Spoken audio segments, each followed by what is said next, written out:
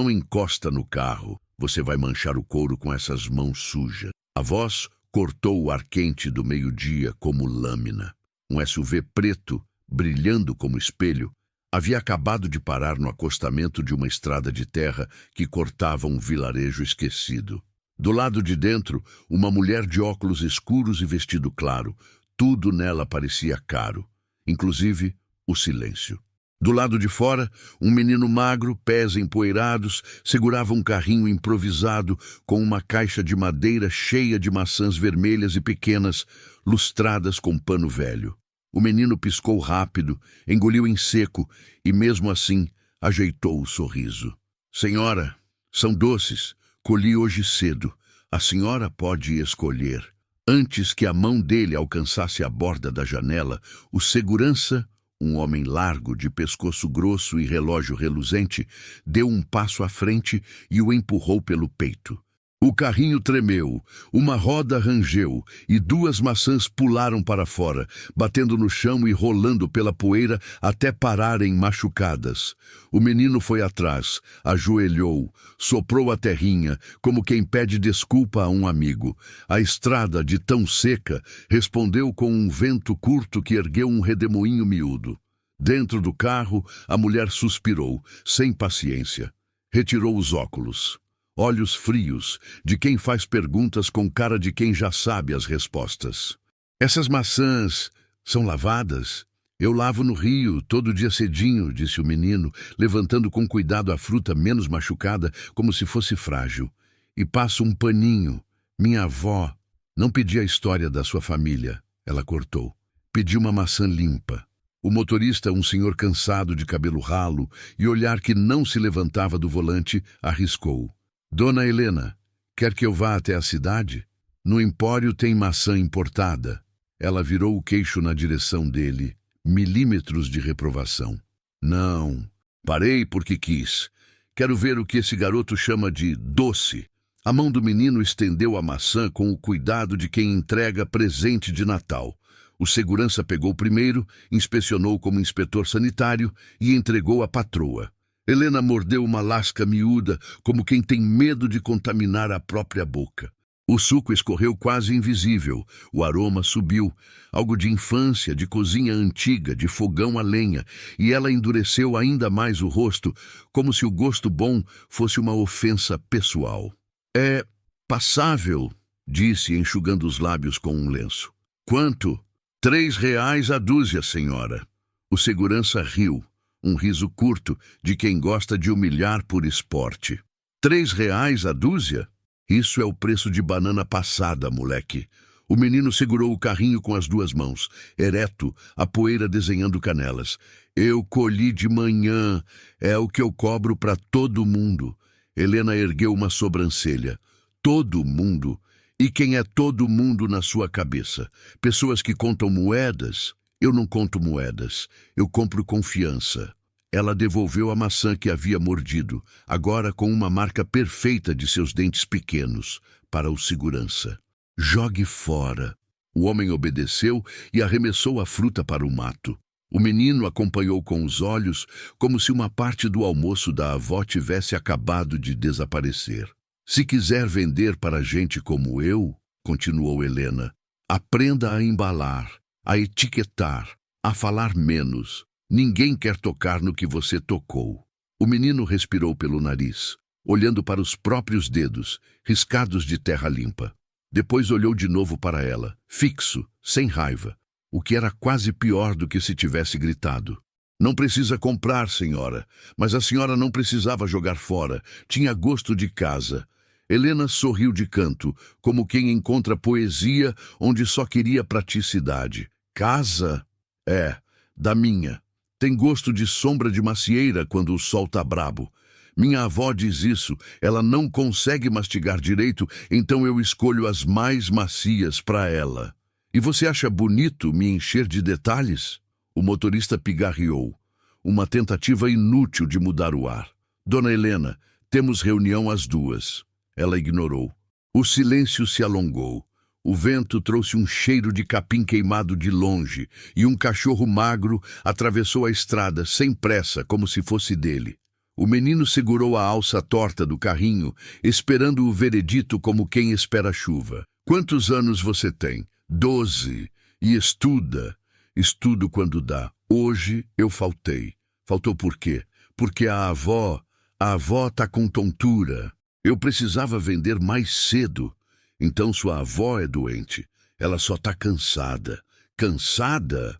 Helena repetiu a palavra como se experimentasse uma fruta desconhecida. Cansaço é uma escolha, garoto. Eu também fico cansada e não falto. Eu não posso faltar quando a senhora precisa de mim. O motorista murmurou, baixo demais e rápido demais, para que virasse conversa. O segurança olhou o relógio, impaciente. Vamos embora? Já perdemos tempo demais.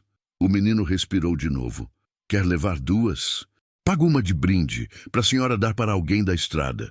Helena inclinou a cabeça, surpresa, e por um instante a máscara escorregou meio milímetro. Você está me oferecendo um brinde?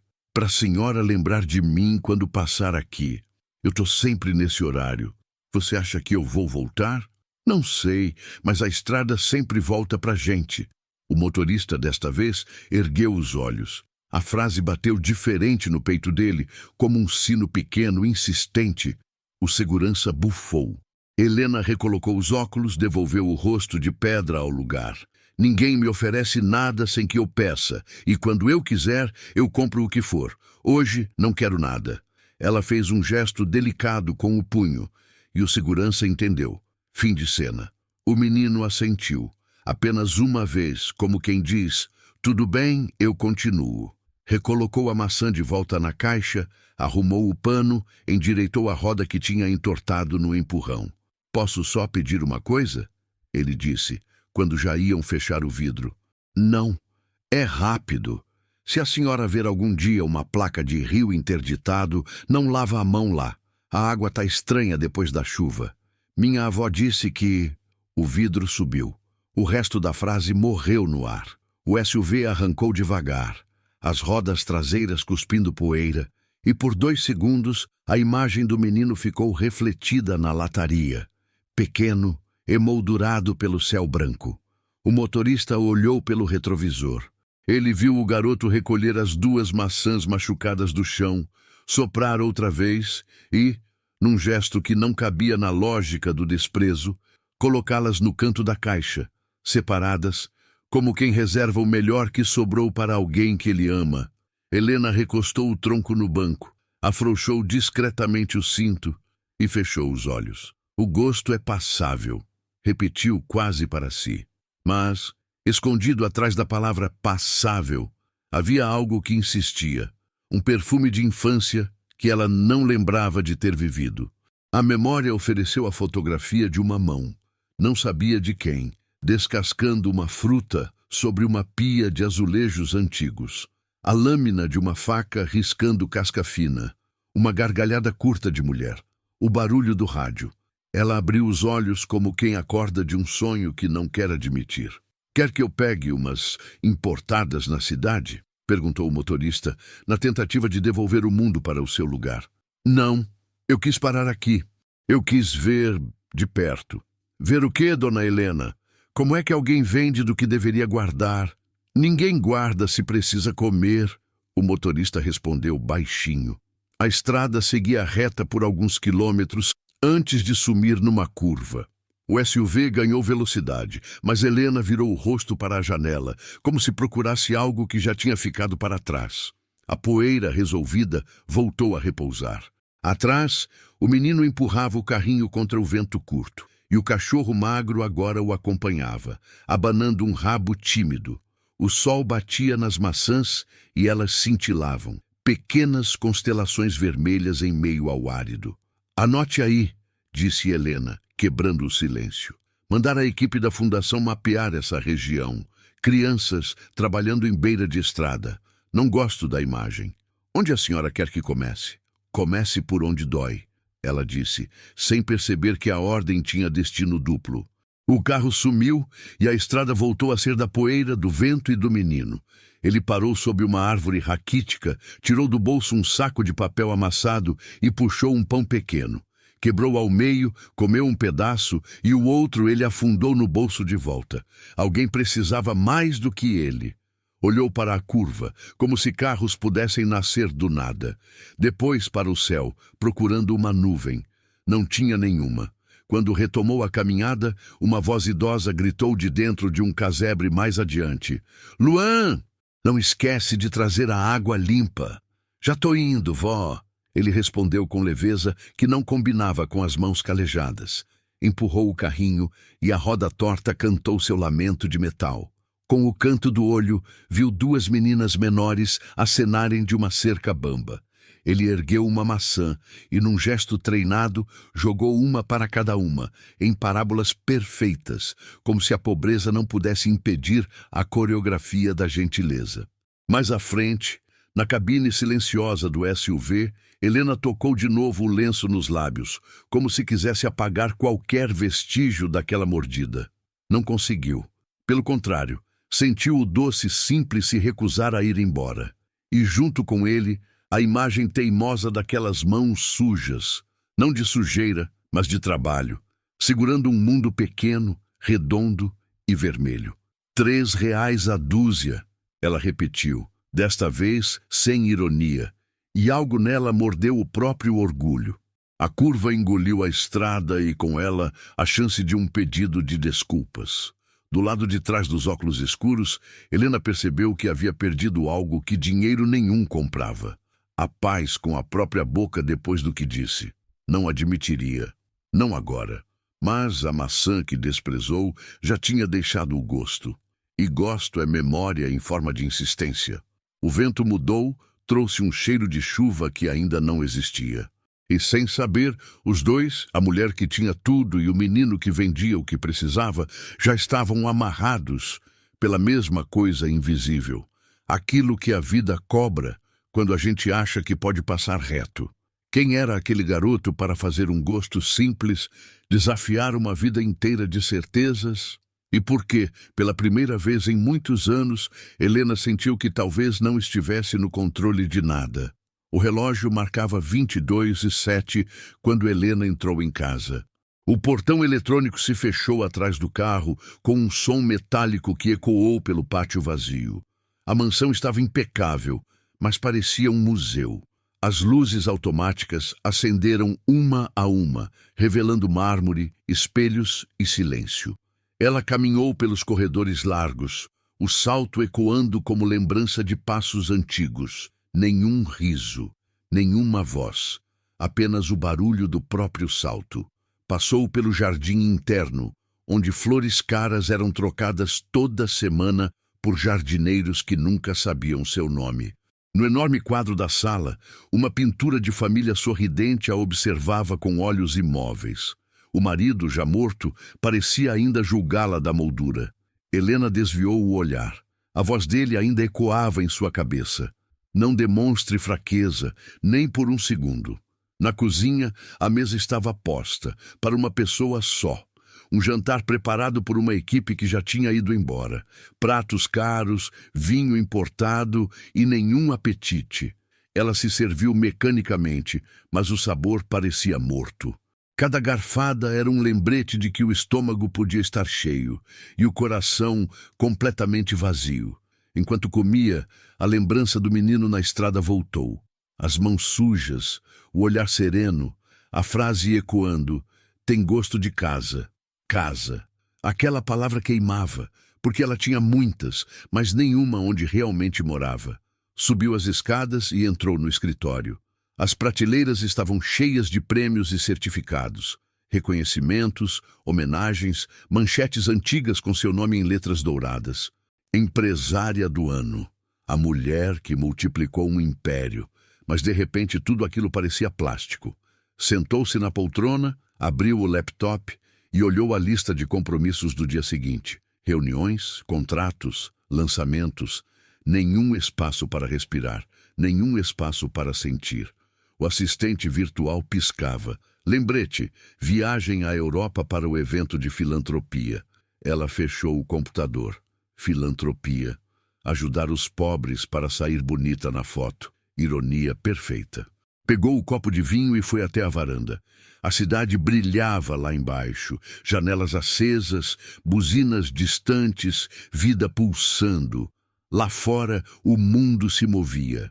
Dentro dela, tudo parava.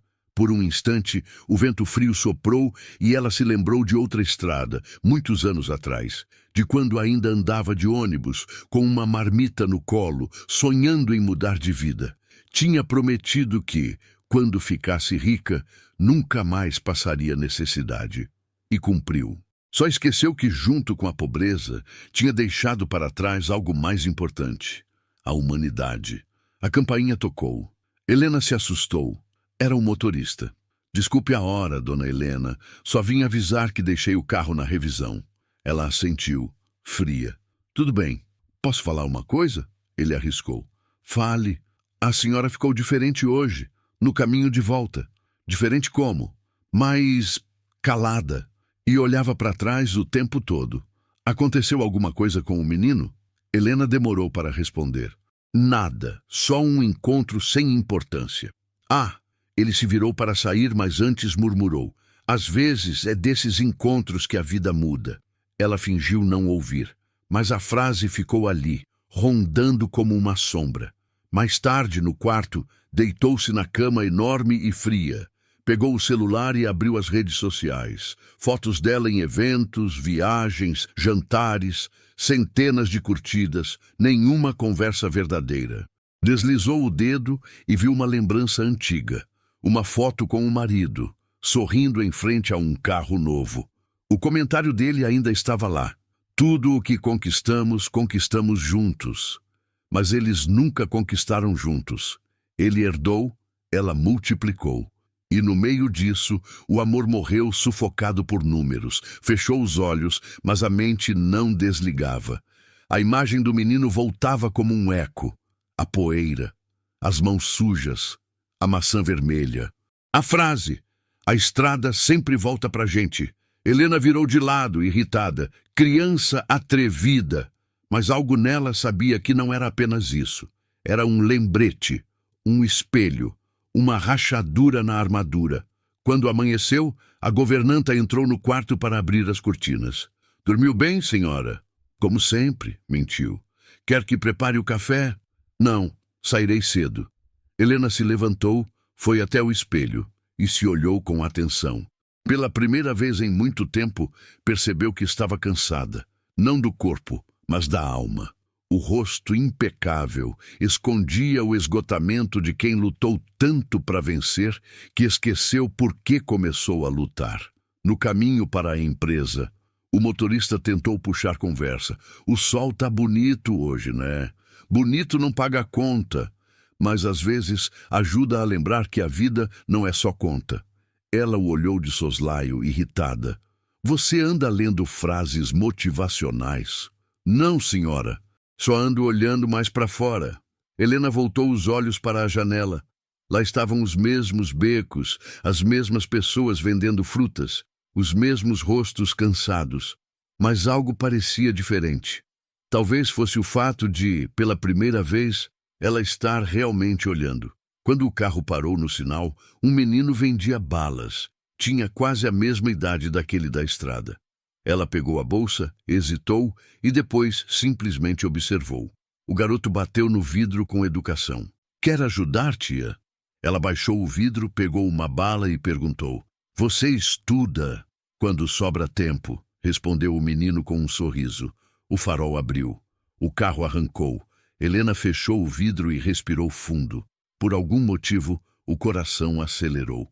Como se o universo começasse a repetir a mesma mensagem, em vozes diferentes. Na empresa, os funcionários a receberam com medo habitual. Ninguém falava sem ser perguntado. Ninguém sorria de verdade. Era uma fábrica de lucro, não de gente. No elevador, olhou o próprio reflexo e, por um instante, desejou ser outra pessoa. Alguém mais simples, alguém que pudesse rir sem parecer fraqueza. Ao entrar na sala de reuniões, o assistente lhe entregou uma pasta. Relatório sobre a Fundação Social, senhora, aquela que ajuda crianças carentes. Ela abriu o documento, olhou as fotos das crianças sorrindo para a câmera e percebeu o que a incomodava. Nenhuma delas olhava com o mesmo brilho daquele garoto da estrada.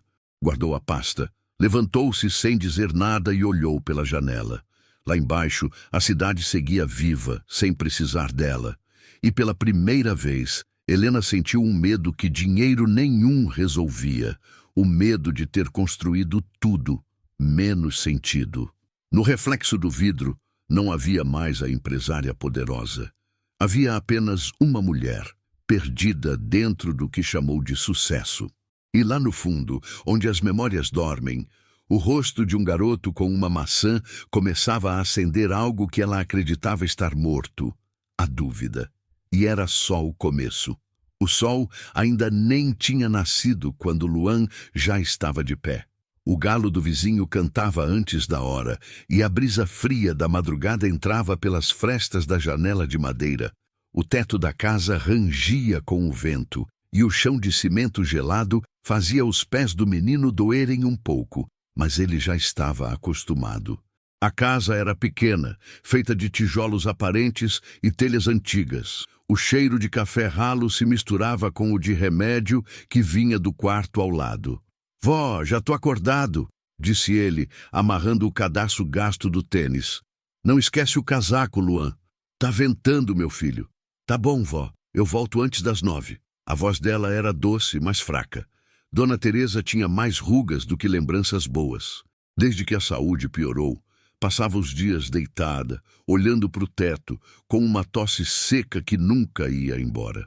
Mesmo assim, o olhar dela era cheio de vida quando via o neto. Luan pegou o carrinho de madeira que ele mesmo montou com pedaços de um berço quebrado. A roda dianteira era torta, mas ele dava um jeito. Dentro, uma caixa de frutas e um pano velho cobrindo as maçãs, colhidas de uma árvore que o pai plantara anos antes. O pai, a palavra, ainda doía. Luan não lembrava direito do rosto dele, só de um homem alto com cheiro de óleo e graxa que o erguia no colo e dizia: "Um dia esse pomar vai ser seu, meu campeão, e você vai entender o que é fazer algo com as próprias mãos." Mas o pai nunca voltou. Saiu para trabalhar um dia na cidade e desapareceu. Dona Teresa dizia que ele foi injustiçado, mas nunca explicava o que isso significava. "Tem gente que paga por erro dos outros, meu filho, mas a verdade sempre volta para casa." Luan acreditava nisso. Era essa frase que o fazia levantar toda manhã, empurrar o carrinho e caminhar quilômetros até a estrada para vender as maçãs. No caminho, ele passava por casas simples. Todos o conheciam. "Bom dia, menino das maçãs", gritava o senhor João, o sapateiro. "Trouxe uma para mim hoje, Luan?" perguntava Dona Dalva, que sempre fiava uma. "Trouxe sim, mas é para pagar quando tiver, viu?" respondia ele, com aquele sorriso que parecia acalmar o mundo. Quando chegava à estrada, o sol começava a nascer, dourando as folhas do pomar que ele deixava para trás. O rio corria preguiçoso ao lado, e ele sempre lavava as maçãs antes de colocá-las na caixa. Lavava devagar, uma por uma, como se fosse um ritual. Água limpa, fruta boa, dia certo, dizia para si mesmo. Enquanto trabalhava, falava com o pai, mesmo sem vê-lo. "Pai, hoje eu vou vender tudo. A avó precisa do remédio novo, dizem que ajuda a dormir melhor." E no fundo, ele acreditava que o pai escutava. Luan não reclamava da vida. Aprendeu cedo que reclamar não enchia o prato. Quando o calor apertava, ele molhava o rosto com a água do rio e continuava. Quando chovia, se abrigava debaixo da árvore onde o pai costumava descansar. E quando ninguém comprava, ele levava as maçãs de volta e fazia compota para vender no dia seguinte. Certa vez, um caminhoneiro parou e perguntou: "Quantos anos você tem, garoto?" 12. "E o que vai ser quando crescer?" Luan pensou por alguns segundos. "Quero consertar motores, igual meu pai fazia." O homem sorriu.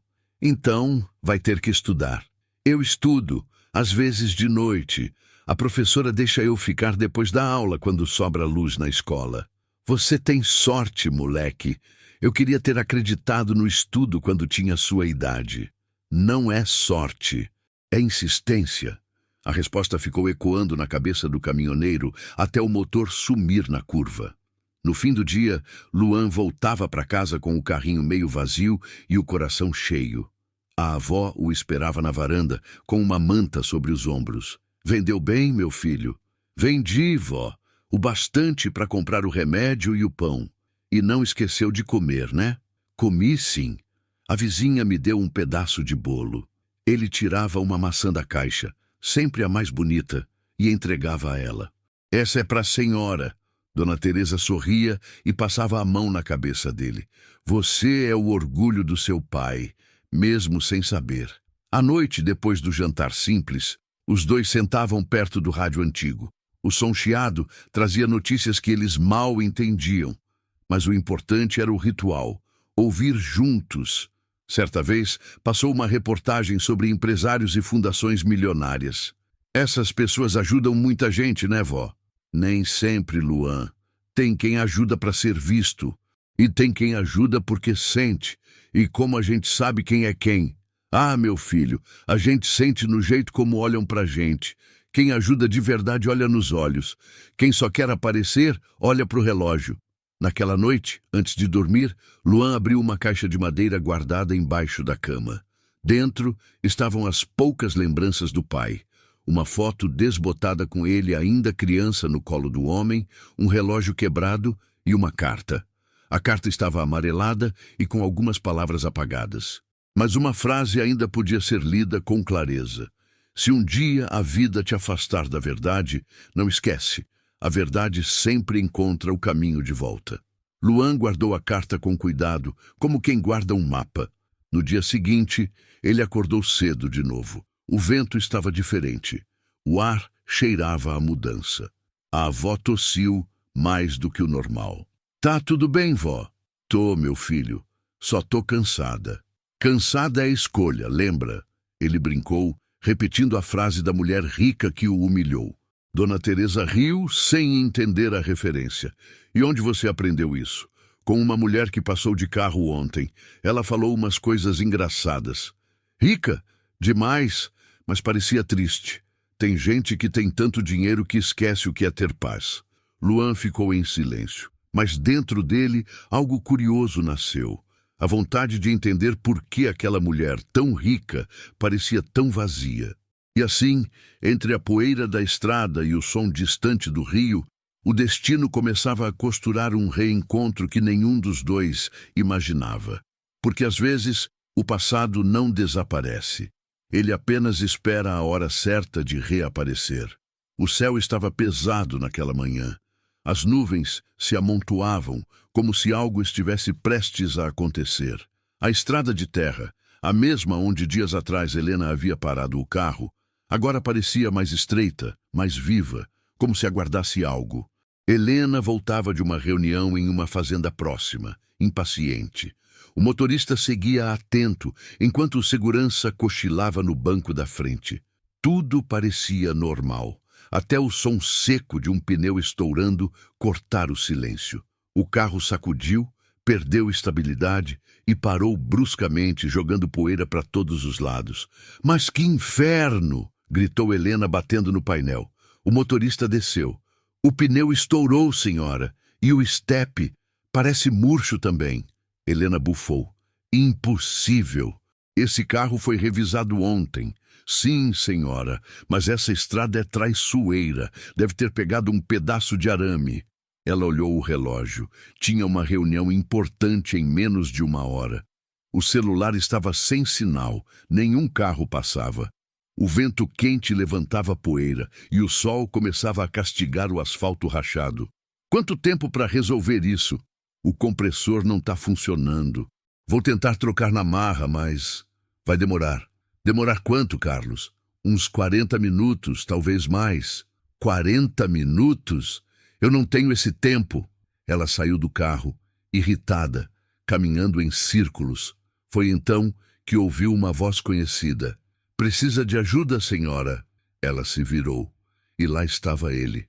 Luan, o mesmo menino, o mesmo carrinho de madeira, as mesmas maçãs vermelhas cobertas por um pano. O sol batia de lado e o brilho fazia parecer que as frutas tinham vida própria. Helena ficou imóvel por um instante. O destino, de alguma forma, havia dado meia volta. Você de novo? Sim, senhora. Estrada é a mesma, lembra? Ela sempre volta pra gente. A frase caiu como um eco do passado. O segurança desconfiado se aproximou. Afasta, garoto, não chega perto do carro. Mas Helena levantou a mão. Deixa. Luan caminhou até o pneu estourado, observando com atenção. Se a senhora quiser, posso ajudar. Meu pai me ensinou umas coisas antes de... Ele parou, sem completar a frase. Antes de quê? Perguntou ela, cruzando os braços. Antes de ir embora. O menino abaixou, encostou a mão no aro quente e falou com uma calma que parecia adulta. O rasgo é pequeno. Se eu tampar por dentro com uma fita e reforçar com um pano molhado, dá para rodar até a cidade. O motorista arregalou os olhos. Com pano molhado, isso não segura. Segura sim. É só travar o peso na lateral e não pegar buraco. Helena o observava. Ele falava com segurança, com um brilho nos olhos que ela não via em muitos engenheiros que trabalhavam para ela. Você tem água? Perguntou o garoto. Ela hesitou. No carro. Por quê? Para molhar o pano e para a senhora tomar um pouco, tá muito quente. Helena piscou, surpresa. Ninguém falava com ela daquele jeito há muito tempo, sem medo, sem bajulação, apenas com simplicidade. Ela entregou a garrafa. O menino rasgou um pedaço do próprio pano, um retalho que cobria as maçãs, e começou a improvisar a solução. O motorista e o segurança ficaram observando, incrédulos, enquanto ele trabalhava com precisão. As mãos pequenas pareciam saber exatamente o que fazer. Você aprendeu isso onde? Perguntou Helena. Com meu pai. Ele consertava caminhões. Dizia que nada é impossível para quem entende como as coisas funcionam por dentro. E o que aconteceu com ele? Luan deu um meio sorriso triste. A vida ficou difícil. Um dia ele foi trabalhar e nunca mais voltou. E sua mãe? Faleceu quando eu era bebê, mas minha avó sempre cuidou de mim. Silêncio. Helena engoliu seco. Por um instante viu no rosto do garoto algo familiar. Uma serenidade que lembrava alguém, mas não sabia quem. Pronto, senhora, pode testar. O motorista girou a chave. O carro andou alguns metros e... nada de barulho. O pneu realmente estava firme. Como você fez isso? Perguntou o segurança, ainda surpreso. É só entender o peso e o ar. O resto é equilíbrio. Helena olhou para ele, impressionada. Equilíbrio, repetiu em voz baixa, como se a palavra tivesse outro significado para ela. Quanto eu te devo? Perguntou, abrindo a bolsa. Não me deve nada, senhora. Não, você me ajudou. Quero pagar. Não precisa. Eu só fiz o que eu podia. Então, pelo menos, aceite isso. Ela pegou uma nota dobrada e tentou entregar. Mas o garoto deu um passo para trás. Prefiro que compre uma maçã. É o meu trabalho. Helena parou. Aquela frase, simples, a desarmou completamente. Ela caminhou até o carrinho e levantou o pano. As frutas estavam perfeitas, brilhando sob o sol. Pegou uma. Essa aqui tá bonita. Essa é da árvore mais velha, a que o meu pai plantou. E por que vende algo que tem valor sentimental?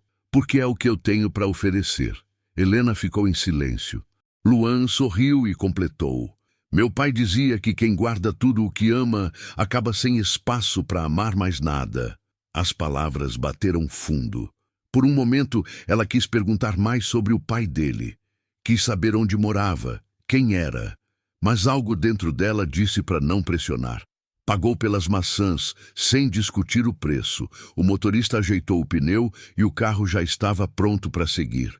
Obrigado, garoto, disse Helena, tentando manter a voz firme. De nada, senhora. E obrigado por comprar.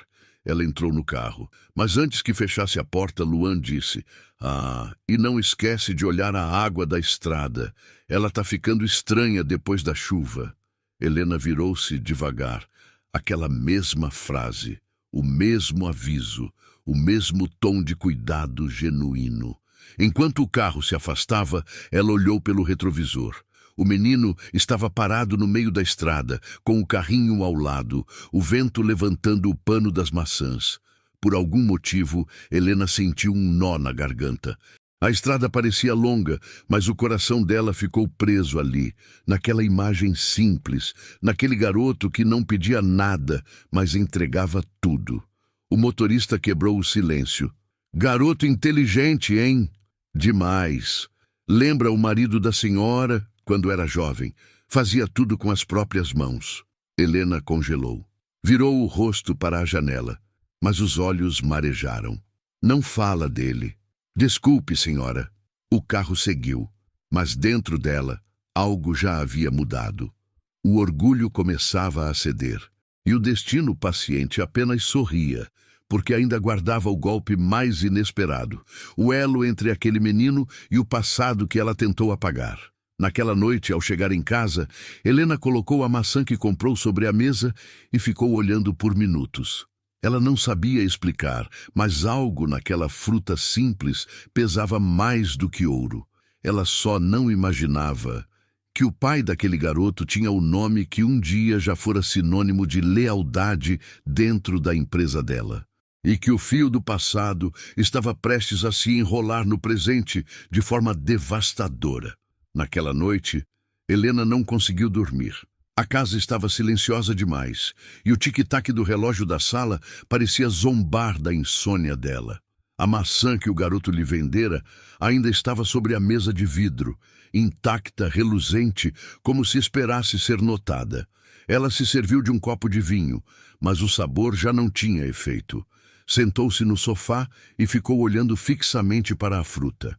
Cada detalhe, o brilho da casca, o pequeno arranhão na lateral, a simplicidade daquilo, parecia dizer mais do que todas as palavras que ela ouvira em reuniões e jantares nos últimos anos. Pegou a maçã nas mãos. O toque frio despertou algo, um cheiro familiar, um lampejo de lembrança, um homem de macacão azul, rindo, segurando uma caixa de ferramentas. Se o motor parar, é porque você esqueceu de ouvir o som dele antes.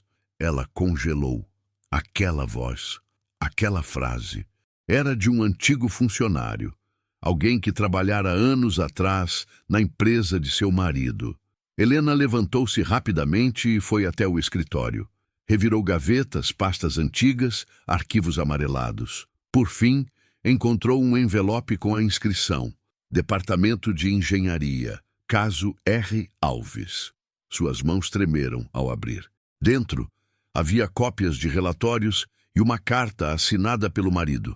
O funcionário Ricardo Alves foi demitido por desvio de recursos e desapareceu antes da conclusão da investigação. Helena se lembrou do nome. Ricardo, o mecânico que sempre fora elogiado pelos colegas. O homem que dizia que trabalhava com o coração. Ela se recordou de um dia em especial, o dia em que o marido chegou furioso em casa, dizendo que alguém havia sabotado um projeto importante. Um dos meus homens me traiu, ele dissera, e vou me certificar de que pague caro. Naquela época, Helena não questionou. Acreditava em tudo o que o marido dizia, mas agora, com o nome na frente dela, algo não se encaixava. Ricardo Alves. Alves. O sobrenome ecoou na mente dela como um sino distante. O menino, Luan Alves. Helena levou a mão à boca. Não podia ser coincidência. Abriu o computador e procurou nos arquivos antigos da empresa. O sistema ainda guardava registros da época. Lá estava: Ricardo A., engenheiro mecânico, funcionário exemplar, responsável pela manutenção dos veículos de transporte da fundação. Ela clicou em histórico.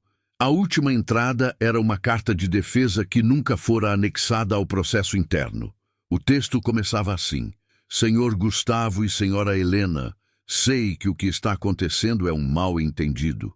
Eu jamais desviaria dinheiro da empresa. Tudo o que fiz foi cobrir um erro do gerente de compras. Estou disposto a provar, se me deixarem explicar. Helena encostou-se na cadeira, o coração batendo forte. A carta tinha sido ignorada. O marido a tinha escondido. Ela continuou lendo. Tenho um filho pequeno e uma mãe idosa. Tudo o que faço é por eles. Não me tirem a chance de defender meu nome. A visão dela ficou embaçada. Fechou os olhos, mas a imagem de Luan veio com força. As mãos sujas, o olhar sereno, o orgulho com que falava do pai. O menino que vendia maçãs era filho do homem que o marido dela destruiu. Um nó apertou sua garganta.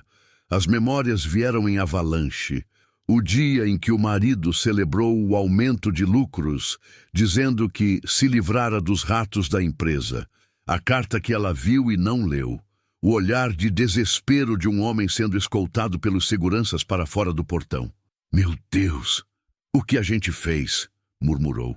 Levantou-se, trêmula. Andava de um lado para o outro. As palavras do garoto ecoavam. Meu pai foi embora trabalhar e nunca mais voltou. Agora ela entendia o porquê. Ricardo não fugira.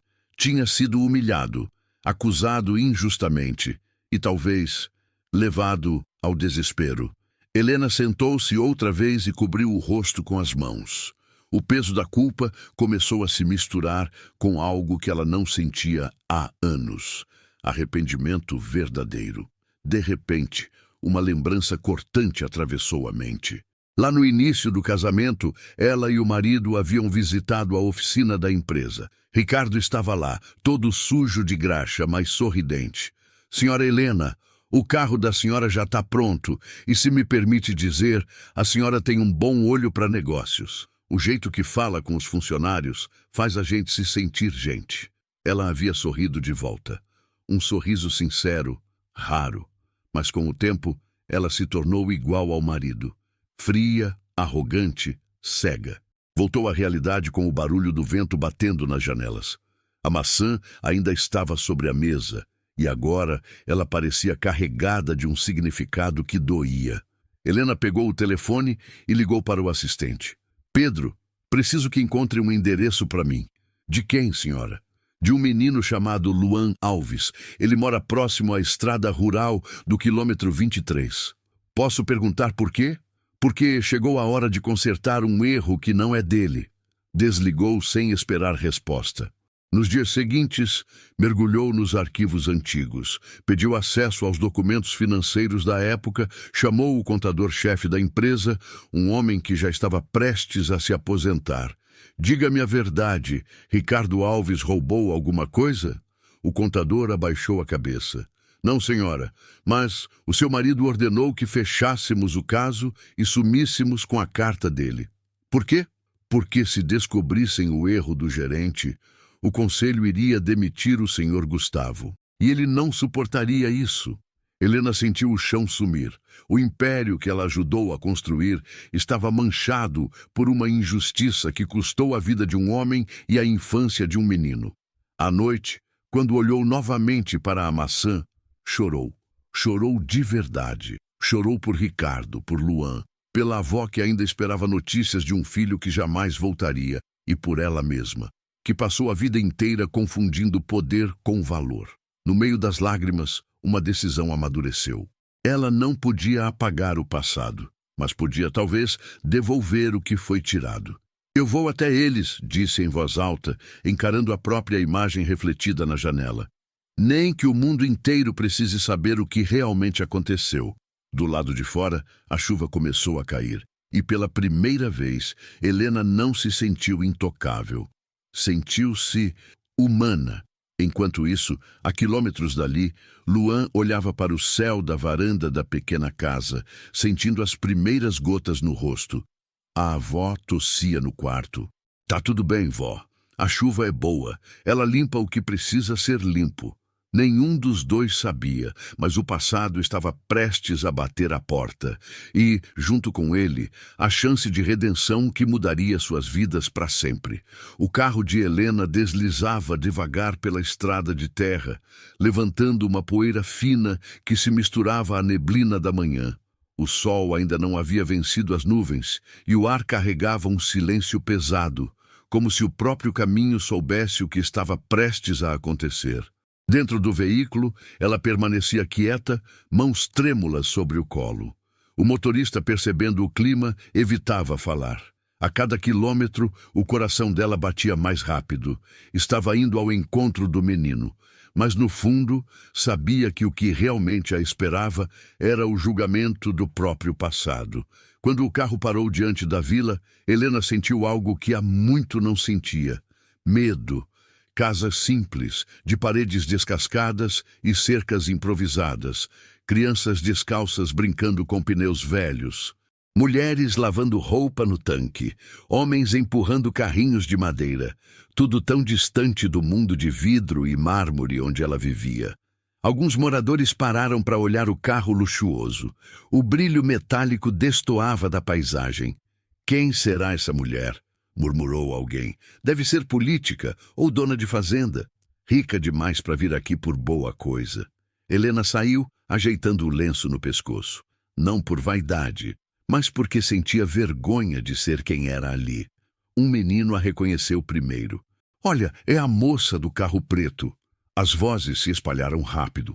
Logo, todos olhavam para ela como se fosse uma aparição. Luan veio correndo, o carrinho de maçãs atrás dele, a roda ainda fazendo o mesmo rangido. Senhora Helena? Ela respirou fundo. Oi, Luan. O sorriso dele era puro, genuíno, sem rancor. Não imaginei que fosse voltar por aqui. Nem eu. Veio comprar mais maçã? Não. Vim devolver algo que me tiraram. Antes que pudesse dizer mais, uma tosse forte veio de dentro da casa. Luan, fecha a porta, meu filho. Tá ventando! A voz de mulher idosa fez Helena estremecer. Ele correu até a varanda e disse: Vó, é a moça que eu te falei. Aquela do carro. Dona Teresa apareceu apoiada numa bengala, o rosto marcado pelos anos, o olhar ainda vivo. Quando os olhos dela encontraram os de Helena, o tempo parou. Por alguns segundos, ninguém disse nada. A velha apertou o lenço nas mãos, trêmula. Você... Eu conheço esse rosto. Helena engoliu seco. Talvez, senhora. Eu vim pedir para conversar com vocês. Os vizinhos começaram a se aproximar. Um grupo de mulheres cochichava. Rico só aparece quando tem culpa.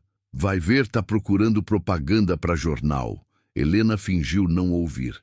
Entrou na casa, acompanhada por Luan.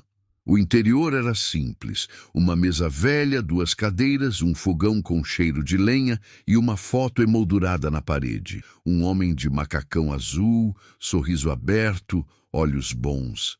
Ela parou. O mundo pareceu girar devagar. Esse é seu pai, não é? Luan assentiu orgulhoso. É sim, Ricardo Alves, o melhor homem que já existiu. As pernas de Helena fraquejaram. Ela segurou a cadeira antes de cair. Dona Teresa se aproximou, o olhar agora carregado de lembrança e dor. Agora eu sei quem você é. Helena levantou o rosto com lágrimas contidas. Eu não vim aqui para me justificar. Vim para contar a verdade. A velha sentou devagar e cruzou as mãos. O nome dele foi destruído. Disseram que ele era ladrão, que tinha vergonha na cara, mas não caráter. Foi isso que seu marido fez com ele. E você ficou ao lado dele, não foi? Helena fechou os olhos. Sim. Então me diga, moça rica, o que é que te trouxe aqui agora? A culpa ou o arrependimento? A verdade, respondeu com voz rouca. Eu descobri que ele foi acusado injustamente. Meu marido escondeu as provas. Ricardo não roubou nada. Ele tentou salvar o nome da empresa e por isso pagou com a própria vida. A avó respirou fundo, a emoção misturada à revolta. Ele morreu tentando provar que era inocente. Saiu para mostrar documentos e nunca mais voltou. Deixou o neto pequeno e eu sozinha. E vocês, com todo esse dinheiro, nunca olharam para trás. Helena chorava. Eu não sabia. Eu era cega. Acreditei em quem mentiu para mim. E hoje carrego o peso disso. O silêncio foi cortado pela voz de Luan. Meu pai era bom. Todo mundo aqui sabe. Ele dizia que um dia a verdade ia aparecer. Helena olhou para ele, os olhos marejados. E ele tinha razão. Dona Teresa passou a mão no rosto do neto. Você não devia ter vindo aqui, moça. A sua presença só reabre feridas. Eu mereço ouvir isso, disse Helena, mas também merecem saber que ele vai ter justiça. Eu vou limpar o nome dele. publicamente. E vou cuidar para que essa história nunca mais se repita. As pessoas que estavam do lado de fora começaram a entrar curiosas. Uma mulher com o filho no colo perguntou em voz alta: "Vai fazer o quê? Jogar dinheiro em cima da dor dos outros?" Outra completou: "Rico acha que dinheiro apaga tudo." Helena se levantou encarando todas. "Não vim trazer dinheiro, vim trazer o que me faltava, vergonha. E se ainda houver tempo, reparação." As palavras pairaram no ar. A sinceridade na voz dela fez o burburinho cessar. Alguns baixaram a cabeça, outros apenas observaram. Luan olhou para ela e perguntou: "Por que está chorando, senhora?" "Porque seu pai não merecia o que aconteceu, e porque eu demorei demais para descobrir o que realmente vale." Dona Teresa pegou a foto de Ricardo e colocou sobre a mesa. "Olha bem para ele. Foi por causa da ambição de vocês que perdi meu filho." E ainda assim, ele dizia: "Eles não são maus, mãe. São só cegos." Helena levou as mãos ao rosto. A vergonha não era mais disfarçável. As lágrimas desceram livres. A velha, mesmo cansada, tocou o ombro dela com ternura. "Ele te perdoaria, sabe? Ele era bom demais para guardar raiva." Helena caiu de joelhos. "Eu não mereço perdão."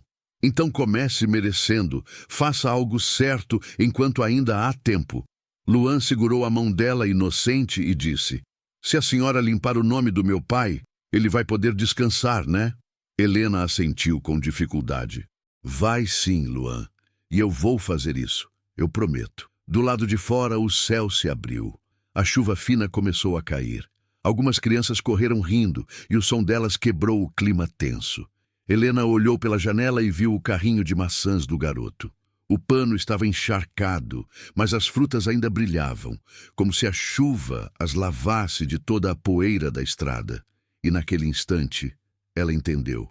A água que o menino sempre falava não era apenas sobre o rio, era sobre a alma, sobre limpar o que estava sujo por dentro. Helena saiu da casa com o rosto molhado, de lágrimas e de chuva. As pessoas abriram espaço para ela passar. Não havia mais arrogância. A mulher que chegou como uma figura distante, agora saía como alguém despido de orgulho. Enquanto caminhava até o carro, Luan correu atrás e gritou: "Senhora Helena!" Ela se virou. "Obrigado por não ter desistido de vir." Helena sorriu com os olhos vermelhos. "Eu que devia te agradecer, Luan. Foi você quem me trouxe de volta para mim mesma." Ela entrou no carro e olhou mais uma vez para a vila pelo espelho. As casas, o povo, o menino, tudo o que o dinheiro dela nunca tinha conseguido comprar. Humanidade. Quando o carro sumiu na estrada, Dona Teresa olhou para o céu e murmurou: "Agora sim, meu filho. Agora talvez você possa descansar." E a chuva aumentou, como se o céu confirmasse a promessa. O barulho da chuva ainda ecoava na mente de Helena quando ela acordou naquela manhã. Mas dessa vez, algo era diferente. Pela primeira vez em anos, ela não sentiu pressa, nem culpa, sentiu propósito. Sentou-se na beira da cama e respirou fundo. O sol entrava pelas janelas, tocando o chão de mármore.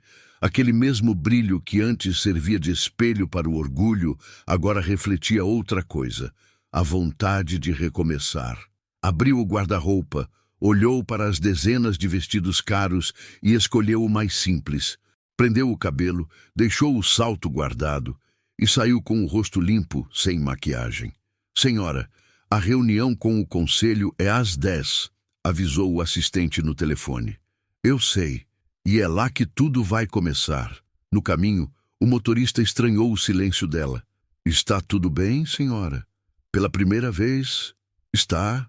Quando entrou na sede da empresa, todos notaram algo diferente.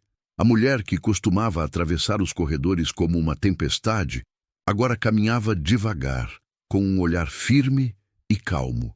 O diretor financeiro sussurrou para o colega: "Ela parece outra pessoa. Deve estar tramando algo grande", respondeu o outro. Mas o que Helena estava prestes a fazer não era um plano, era uma confissão. A reunião começou pontualmente. A sala oval, de vidro e aço, estava cheia de rostos sérios, engravatados, esperando o habitual discurso frio sobre lucros e metas. Mas Helena não abriu o gráfico, nem olhou os números. Pegou uma folha dobrada e disse apenas: "Antes de qualquer relatório, eu preciso contar uma história." O silêncio se instalou. Ela continuou: "Há muitos anos um homem foi injustiçado por esta empresa. Seu nome era Ricardo Alves. Ele foi acusado de desvio de recursos, demitido e difamado. O verdadeiro culpado foi o meu marido." Os olhares se cruzaram. Murmúrios começaram. Um dos diretores se levantou, confuso. "Senhora, isso não é assunto para este conselho." "É sim, porque foi neste mesmo conselho que a mentira começou, e é aqui que ela termina." Ela colocou sobre a mesa os documentos que havia encontrado. A carta do pai de Luan, os relatórios manipulados, as assinaturas falsas. "Durante anos, vivi sustentada por um império construído sobre a ruína de um inocente. Mas isso acabou. A partir de hoje, a empresa vai reconhecer oficialmente a inocência de Ricardo Alves e indenizar sua família." O diretor jurídico arregalou os olhos. "Isso seria admitir culpa pública, senhora. Pode causar uma crise de imagem." "Então que cause. A verdade sempre causa crise em quem vive de aparência." A frase caiu como pedra na sala. Helena se levantou. "Eu não quero mais ser lembrada como a mulher que herdou uma fortuna. Quero ser lembrada como a mulher que devolveu o que foi tomado." Ela saiu da reunião, deixando atrás de si o tipo de silêncio que pesa mais do que o som. Naquela mesma semana, Helena procurou um advogado especializado em causas trabalhistas antigas. "Quero reabrir o caso Ricardo Alves." O homem a olhou com desconfiança. "Senhora Helena, reabrir um processo arquivado há mais de 12 anos é quase impossível." "Quase impossível não é impossível. E eu não vim pedir, vim pagar o que for preciso para fazer o certo." O advogado respirou fundo. "Tudo bem, mas se fizermos isso, a imprensa vai descobrir." "Que descubra.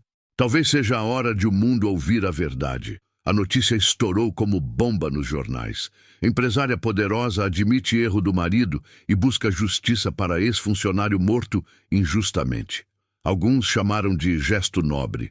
Outros, de golpe de marketing.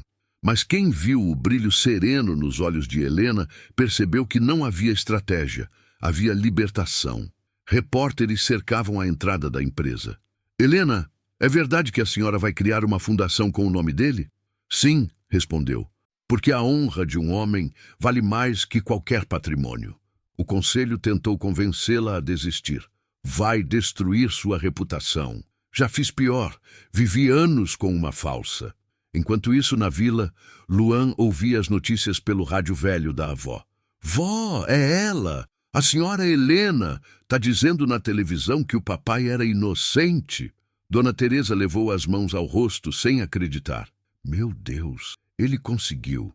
A verdade voltou para casa. As lágrimas escorreram discretas, mas o sorriso era de paz. Luan correu para a estrada empurrando o carrinho e gritou para o vento: "Pai, ela está cumprindo a promessa."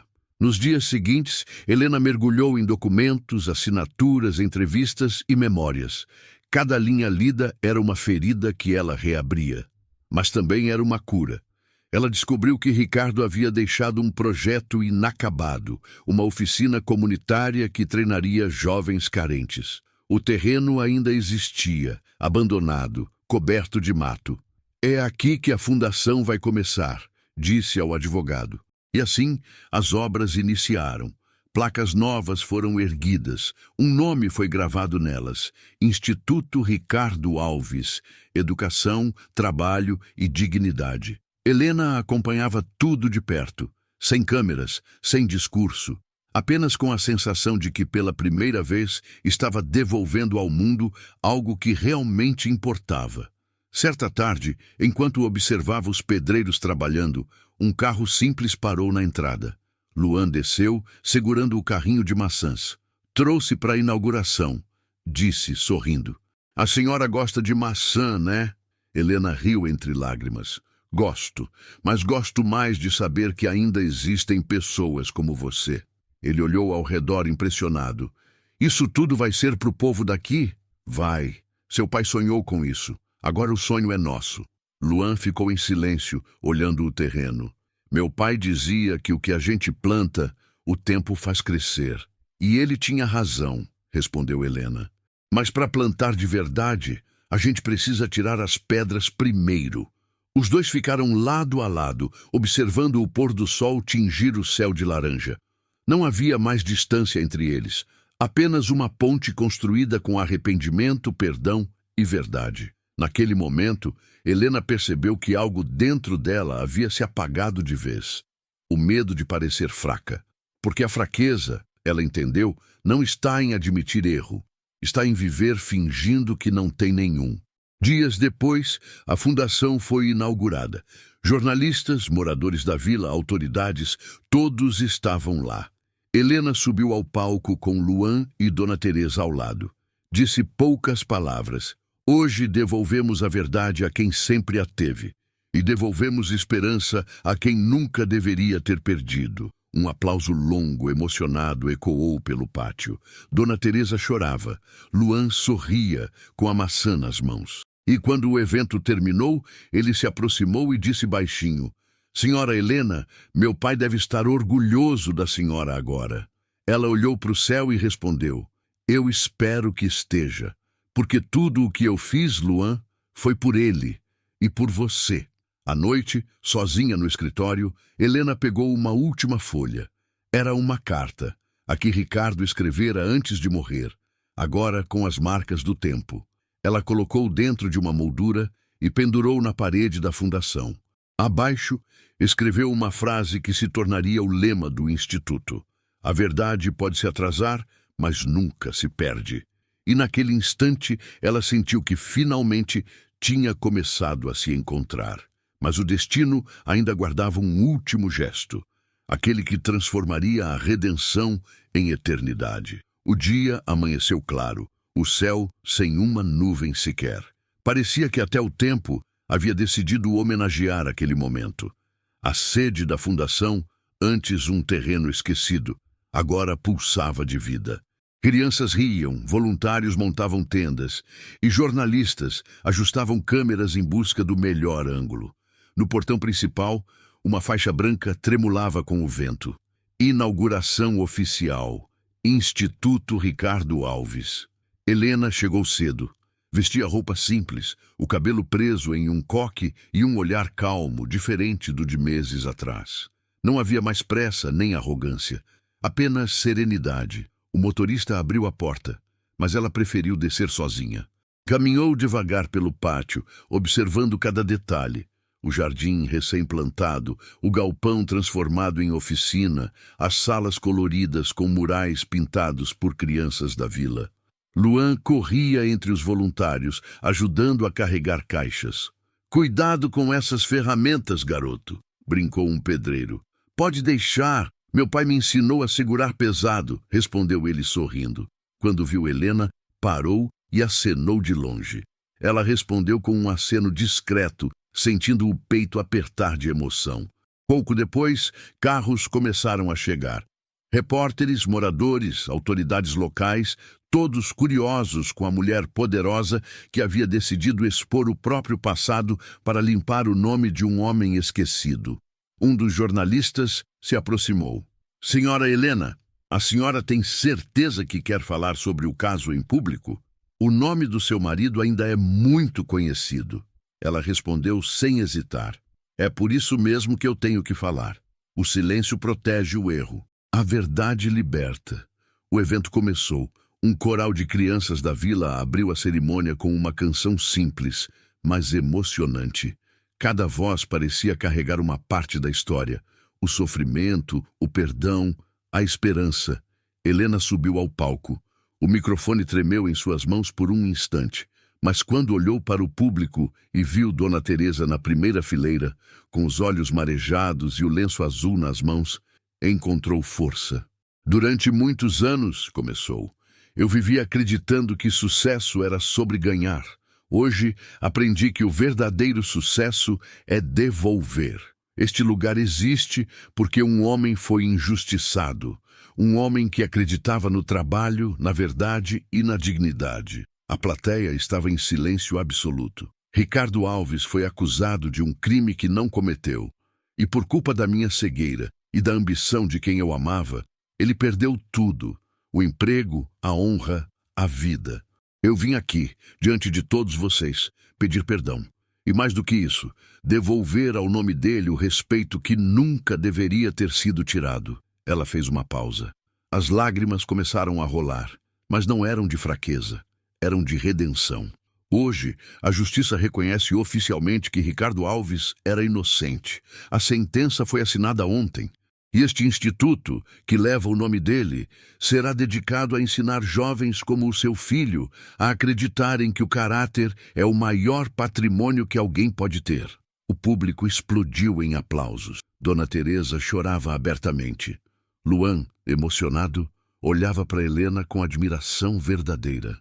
Um repórter com a voz embargada perguntou: Senhora Helena, por que a senhora decidiu fazer isso mesmo sabendo que mancharia o próprio nome? Ela sorriu. Porque o meu nome não tem valor se a minha consciência estiver suja. Os aplausos voltaram, ainda mais fortes. Após o discurso, Helena desceu do palco. Luan se aproximou, segurando uma maçã vermelha nas mãos. Essa é para a senhora, disse ele. Ela pegou a fruta, surpresa. Por quê?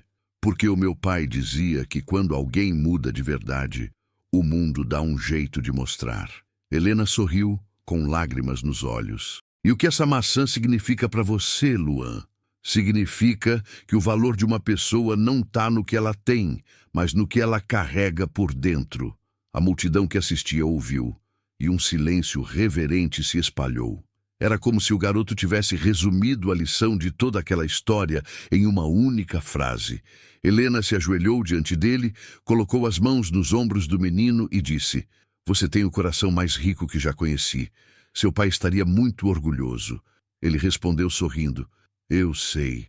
A senhora fez o que ele não conseguiu, fez o mundo ouvir.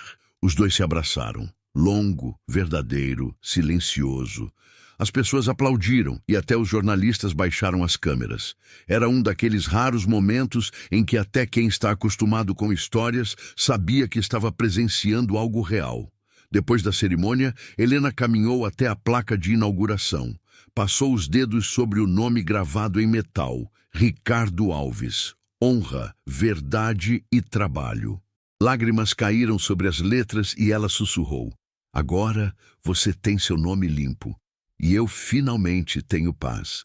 Dona Teresa se aproximou devagar. Ele te perdoaria, minha filha. Eu também te perdoo. Helena apertou as mãos enrugadas dela. Obrigada, mas o perdão não é meu prêmio, é minha chance de recomeçar. Ao fim do dia, quando todos já haviam ido embora, o pátio ficou vazio. O sol se punha devagar, tingindo o céu de tons dourados. Helena caminhou até o jardim, onde as crianças haviam plantado uma nova macieira em homenagem a Ricardo. As folhas balançavam com o vento leve, e o tronco jovem se inclinava como se prestasse respeito.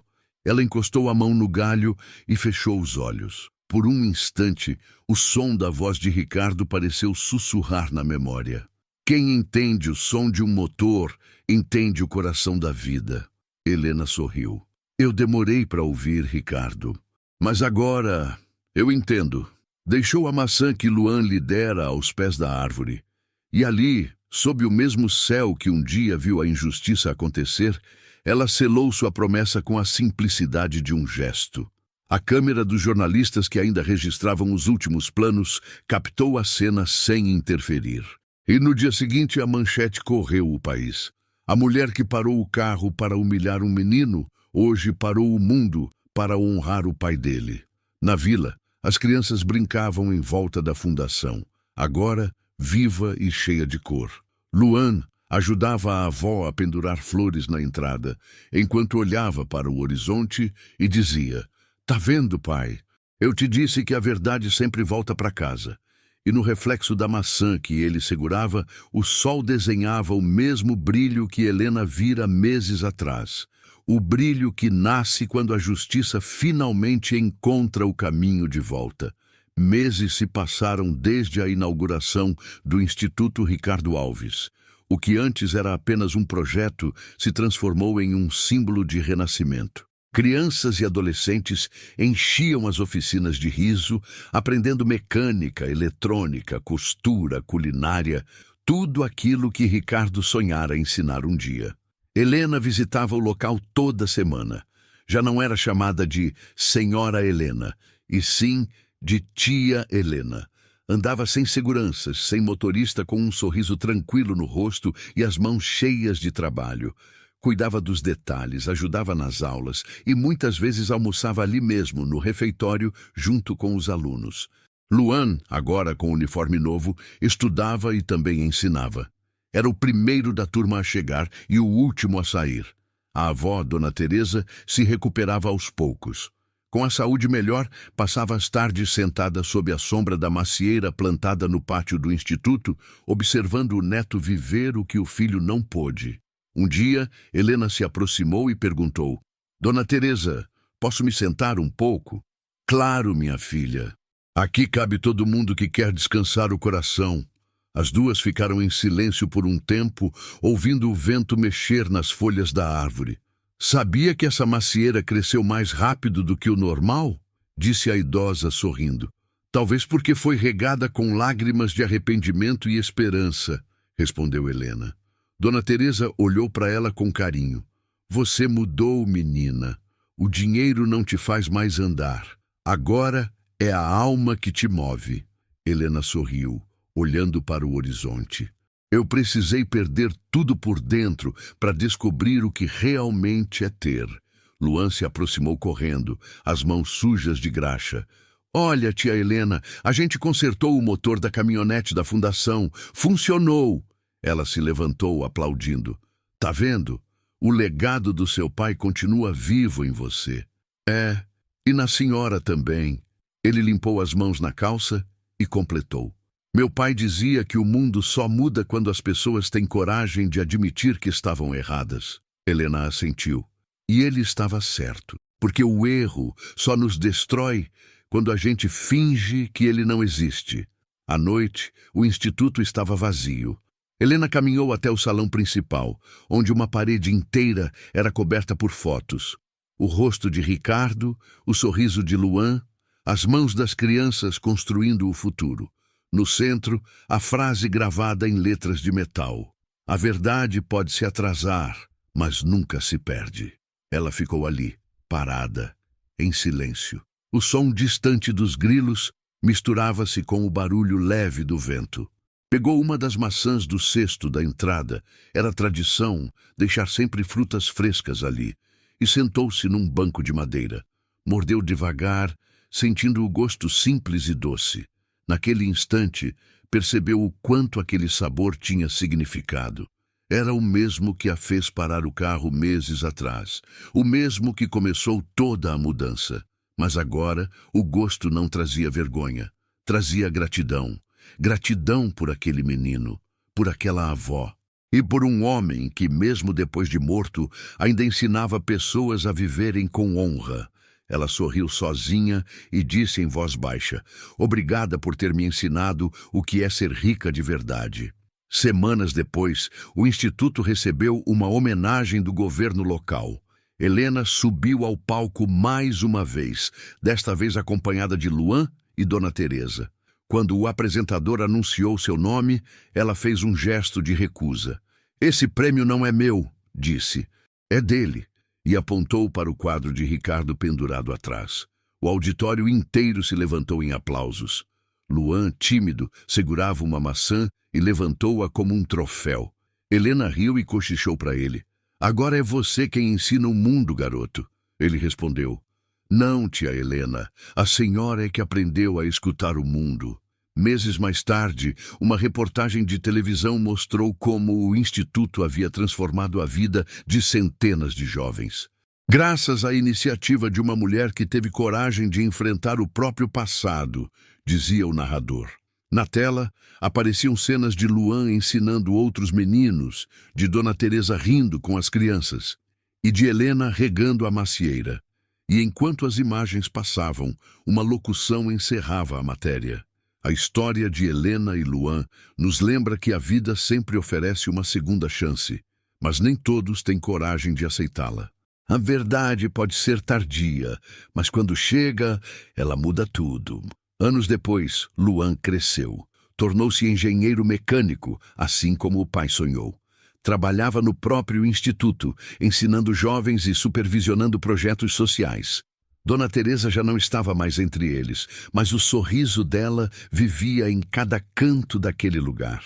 E Helena, agora com os cabelos grisalhos, continuava indo todas as manhãs. Não como patroa, mas como aprendiz da vida. Um dia, Luan entrou em seu escritório com uma caixa de madeira nas mãos. Tia Helena, olha o que eu achei! Ela abriu. Dentro, uma pequena maçã esculpida em metal, com o nome gravado. Para quem teve coragem de mudar. Fizemos isso na oficina. É o nosso presente. Helena segurou o objeto com os olhos marejados. Obrigada, meu querido. Essa é a herança mais bonita que eu poderia receber. No entardecer daquele mesmo dia, ela caminhou até a macieira, agora alta, frondosa e cheia de frutos. O vento soprava suave, e o som das folhas era como uma música. Helena encostou o rosto no tronco e fechou os olhos. Ali sentiu paz. A história que começou com arrogância terminava com humildade. A mulher que parou o carro para humilhar um garoto, agora parava o mundo para ouvir o som do que realmente importa, o coração. E antes de ir embora, deixou a maçã de metal aos pés da árvore e sussurrou. Você tinha razão, Luan. O valor de alguém não está no que possui, mas no que carrega por dentro. O sol se despedia devagar, e a sombra da macieira cobria o jardim como um abraço. Crianças corriam, o vento brincava com os cabelos dela, e pela primeira vez em toda a vida, Helena sentiu-se leve, porque entendeu, enfim, que a verdadeira riqueza não está em acumular, está em reparar, em amar e em devolver. E assim, a mulher que um dia parou apenas para comprar uma maçã, acabou encontrando, na simplicidade de um menino da estrada, o sabor mais raro do mundo, o da redenção.